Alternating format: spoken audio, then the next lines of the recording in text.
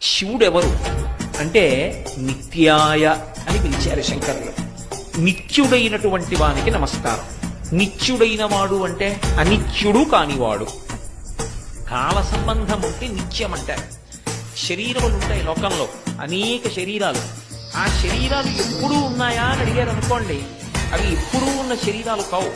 కాలమునందు ఒకప్పుడు ఉండి ఒకప్పుడు లేకుండా పోయేటటువంటిది ఏది ఉంటుందో అది అనిత్యము. అనిత్యమైనటువంటి వస్తువు అన్ని వేళలా ఉంటుంది అని చెప్పడం సంభవం కాదు.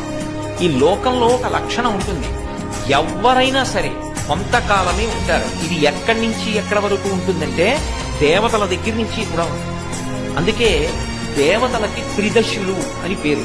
అంటే వాళ్ళు పుట్టినప్పుడు 25 ఏళ్ల వయస్సుతో పుడతారు. వాళ్ళు ఉన్నంతకాలం 25 ఏళ్ల వయస్సుతోటే ఉంటారు. వాళ్ళ శరీరం పడిపోయినప్పుడు 25 ఏళ్ల వయస్సు ఉండగానే పడిపోతారు. బ్రహ్మగారు ఆయనకు ఒక కాలమానం ఉంటుంది. ఆయన మనకందరికీ కూడా ఓ సంవత్సరం అయితే ఆయనకి ఏదో కొద్ది కాలం ఉంటుంది. అటువంటి బ్రహ్మగారు కూడా కాలమునందు శరీరాన్ని విడిచిపెట్టేస్తారు. విడిచిపెట్టేస్తే బ్రహ్మస్థానంలోకి కొత్త బ్రహ్మ వస్తాడు.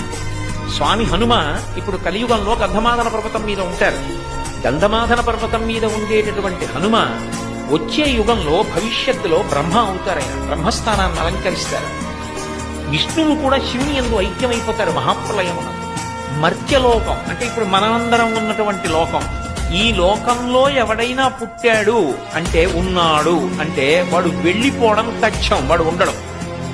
ఇక వెలుగి ఇవ్వగలిగినటువంటి సూర్యచంద్రులు కూడా ఆగిపోతారు. ఈ కటిక చీకటి కావల ఒక్కడే వెలుగుతూ ఉంటాడు. ఆ వెలుగుతూ ఉండిపోయే తత్వానికి పరమశివుడని పేరు.